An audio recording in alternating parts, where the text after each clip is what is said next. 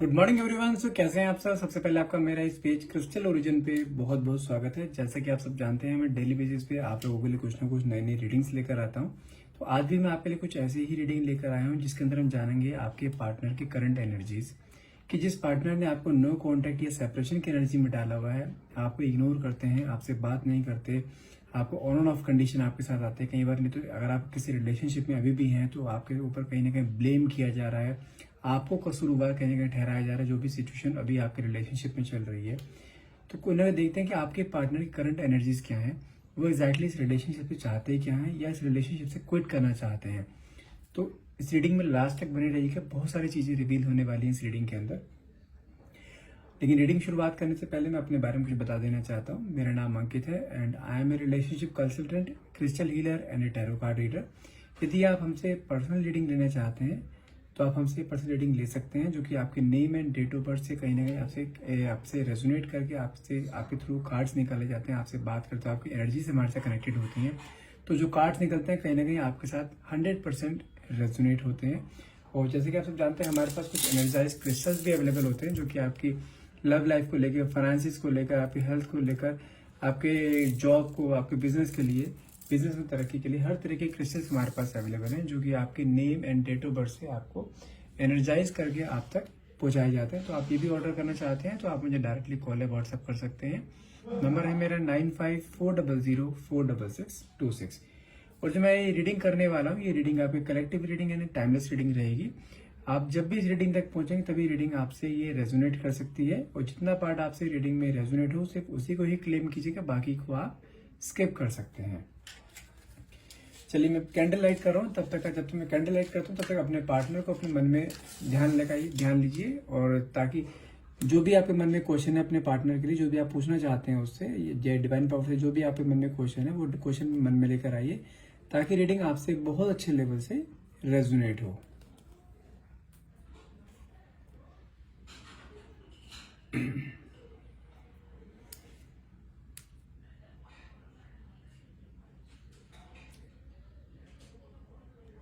सबसे पहले मैं आपको चीज बताऊंगा, मुझे जो यहाँ पे नंबर्स मुझे कहीं ना कहीं फील हो रहे हैं, जो जिन नंबर की मुझे एनर्जीज आ रही है, like it may be like 2, 7, 4,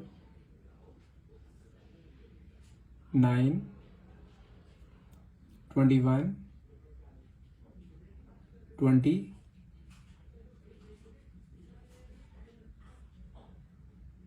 and 31।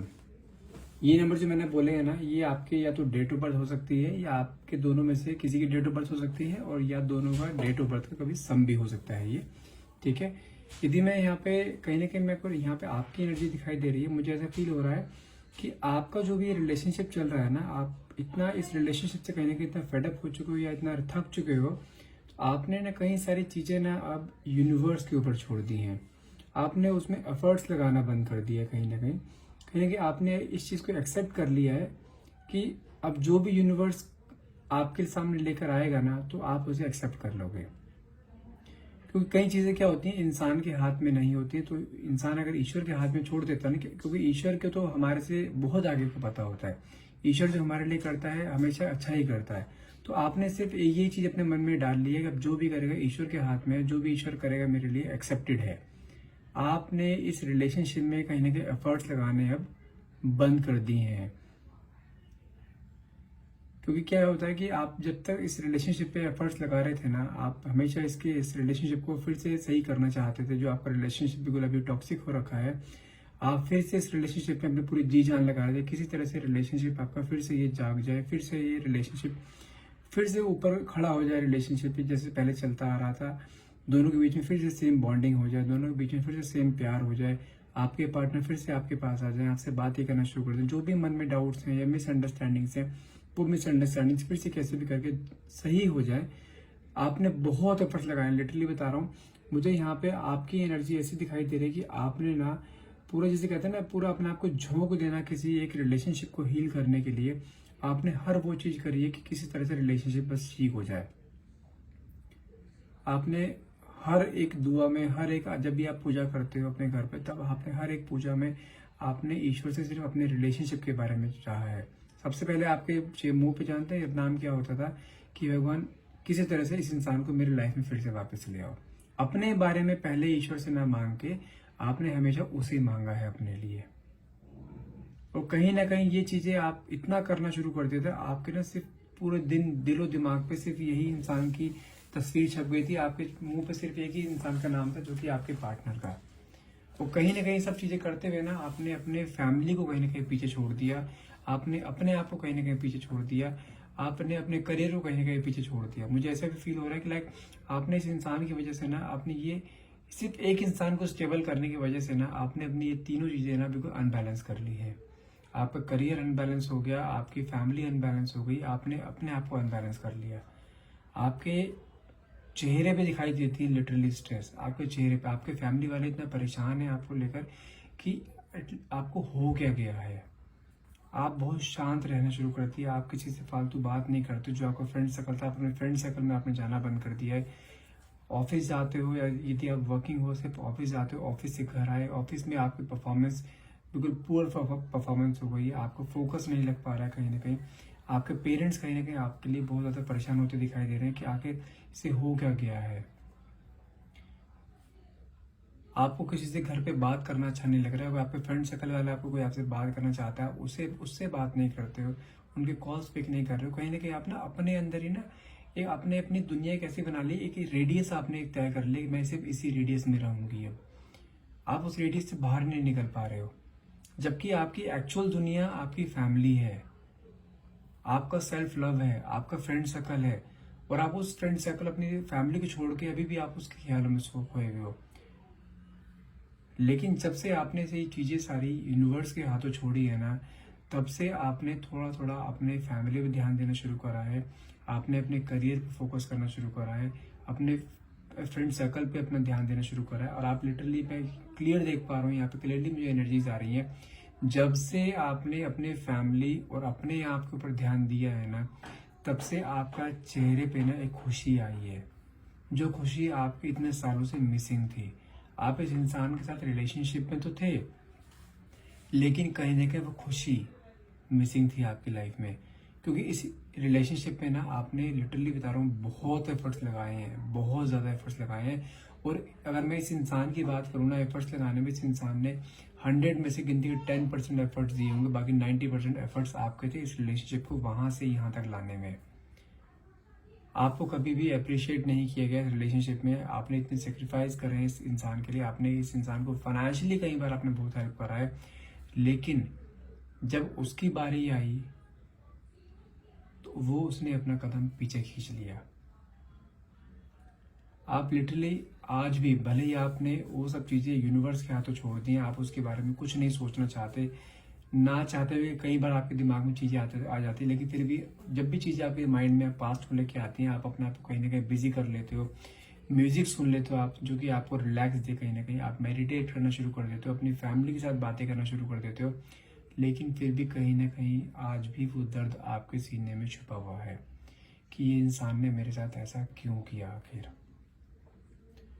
At least आपके मन में कि एटलीस्ट मैं ये डिजर्व नहीं करती थी, मैंने तो अपना 100% के 500% दिया है, तो मेरे साथ ऐसा क्यों हुआ है। कहीं ना कहीं आप ईश्वर को कहीं ना कहीं इस चीज का ब्लेम करते हो कि ईश्वर मैंने ऐसा क्या किया है।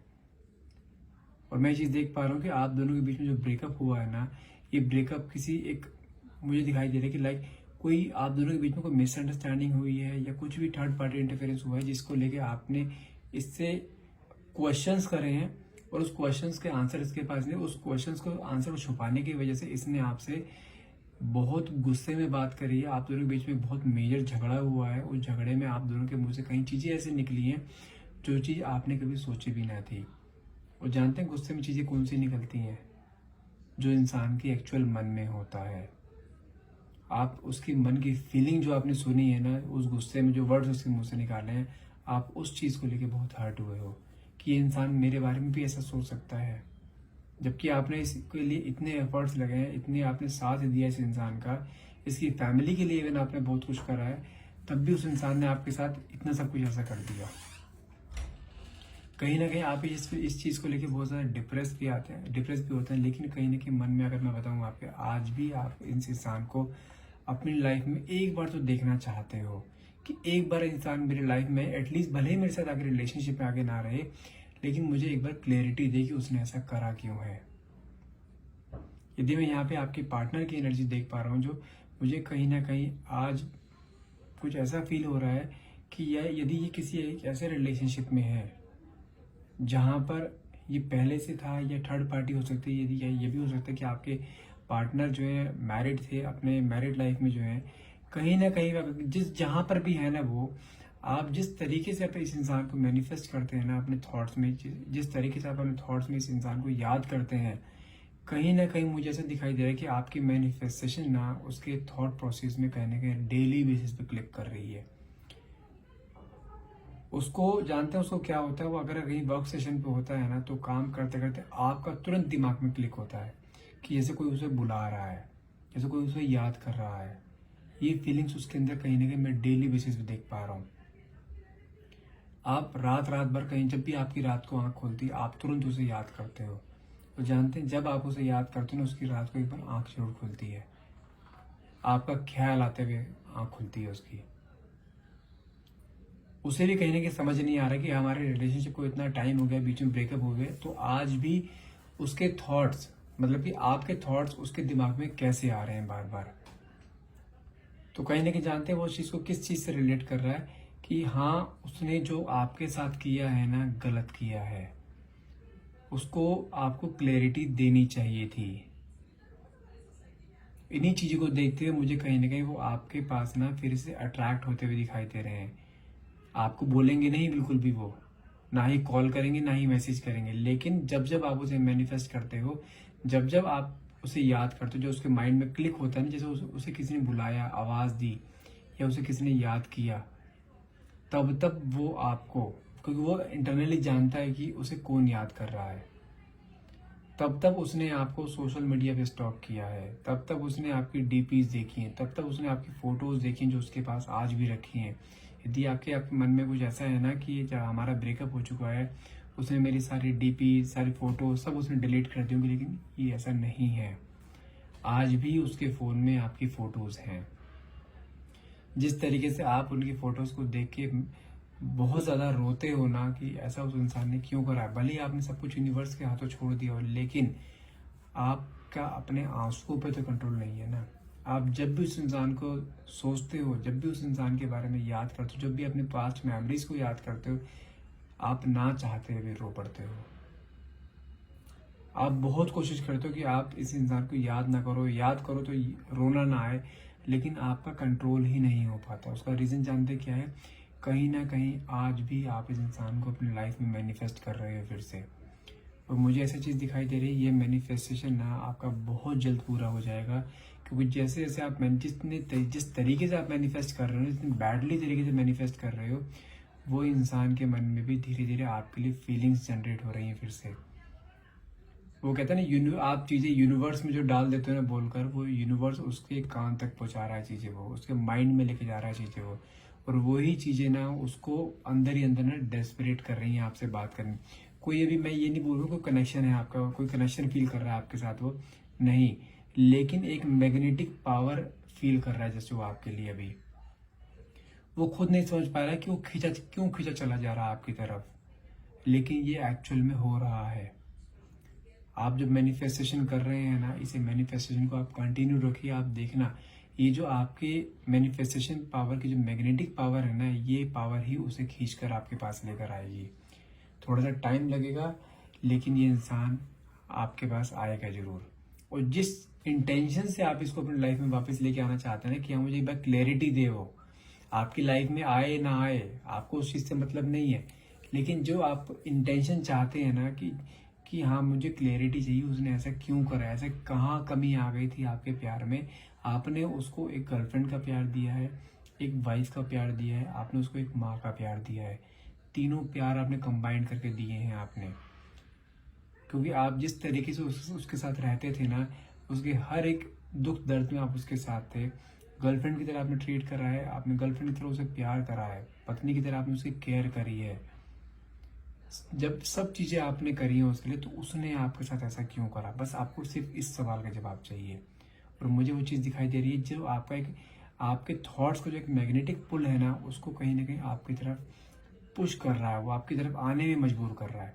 और मुझे ये चीज़ दिखाई दे रही है। अगर मैं आपको यहाँ पे टाइम पीरियड बताऊँ, टाइम पीरियड तो मैं आपको एक एग्जैक्ट नहीं बता पाऊंगा, लेकिन मैं फिर भी बोलूँगा मुझे अराउंड यहाँ पे भी 3 से 4 महीने का टाइम पीरियड दिखाई दे रहा है। आपका जो बस ये मैनिफेस्टेशन चीज़ जो आप कर रहे हैं ना डे बाय डे, उस इंसान को जो मैनिफेस्ट कर रहे हैं अपने थॉट्स में, बस आप उसे कंटिन्यू रखिए। देखना ये इंसान आपके पास कैसे जल्द से जल्द आता है। ये मैं ये नहीं बोलूँगा आपके पास आगे गिरड आएगा, आपके पास रिलेशनशिप की भीख मांगेगा, मैं ये नहीं बोल रहा हूँ। लेकिन जिस थॉट से आप इस इंसान को चाह रहे हैं ना कि मुझे आगे एक बार क्लियर करे कि उसने ऐसा क्यों करा, एटलीस्ट वो चीज़ क्लियरिटी आपको जरूर मिल जाएगी। आज के लिए इतना ही रखते हैं। यदि आपको रीडिंग अच्छी लगी हो तो प्लीज़ रीडिंग को लाइक कीजिएगा। यदि आप क्लेम करना चाहते हैं तो नीचे कमेंट बॉक्स में thank you universe and thank you divine power लिखना ना भूलिएगा। And thank you so much for watching. Have a nice day.